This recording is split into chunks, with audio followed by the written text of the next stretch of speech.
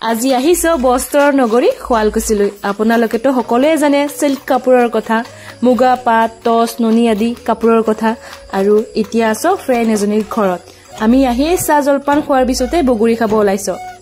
so hey friends প্ৰথমতে স্বাগতম জনাইছো মোৰ অন্য এটি ব্লগটিলৈ আশা কৰো আপোনালোকে সকলোৱে ভালে আছে আৰু ভগৱানৰ কৃপাত ময়ো ভালে আছো ইয়া বগুৰি আৰু ঔটিঙা একেলগে খাম আজি আগতে ঔটিঙা লগত বগুৰি এবাৰো খোৱা নাই যদিও আজি খাই চাম আৰু যে এই ঠিকিখন যে কেৱল ভিডিও বা ফটোতহে দেখিছিল আমাৰ ফালে গোৱালপাৰাৰ দুতনৈ আৰু কৃষ্ণাই এইখিনি এৰিয়াত কিন্তু নাই আমাৰ ফালে উৰলহে আছে যিটো আমি ঘৰুৱা ভাষাত সাম আৰু গাইন বুলি জানো সেয়ে ঠিকিখনত খান্দি চাব বৰ মন গল আৰু এয়া লগত আছে বান্ধৱীজনী আৰু তাইৰ মা আজি ইয়ালৈ আহি নিজে ঢিকিৰে বগুৰি খান্দিছো মোৰ বাবে এয়া নতুন অনুভৱ ভিডিওটোৰ শটখিনি মই আগতে লোৱা আছিলে মানে এইবাৰৰে হয় ফেব্ৰুৱাৰী মাহ মানত লোৱা আছিলে তো ভাবিলো আপোনালোকৰ লগত শেয়াৰ কৰো বুলি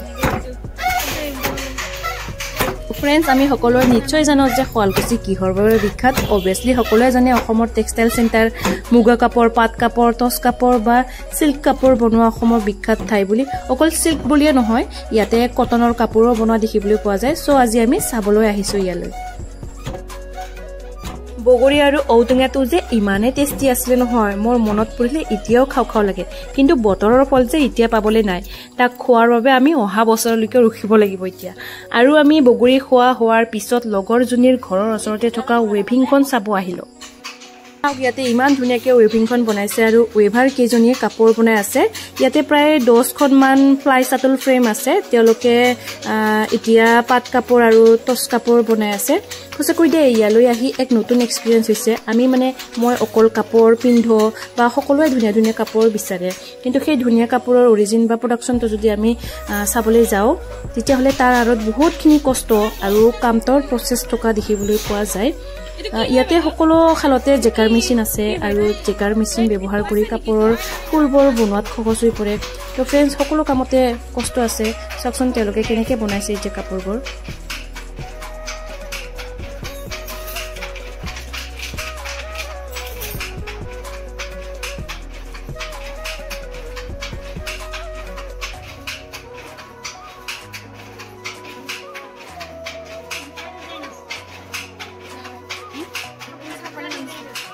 তো হেৰি না কিসা খুটাই থাকে নেকি নহয় এইটো খুটা হেৰি নহয় না পাট নহয় এইটো এইটো গুণা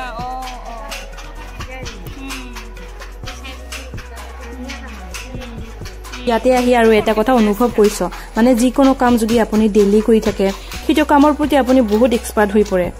চাকচোন ইয়াৰে শিপিনীবোৰে ইয়াৰ জ্বলন্ত উদাহৰণ মানে এওঁলোকে এইটো কাম সদায় কৰি থাকে আৰু তাৰ ফলত ইমানে খৰকৈ কাপোৰ বনাব পাৰিছে নহয় এয়া চাকচোন দেখিছে নহয়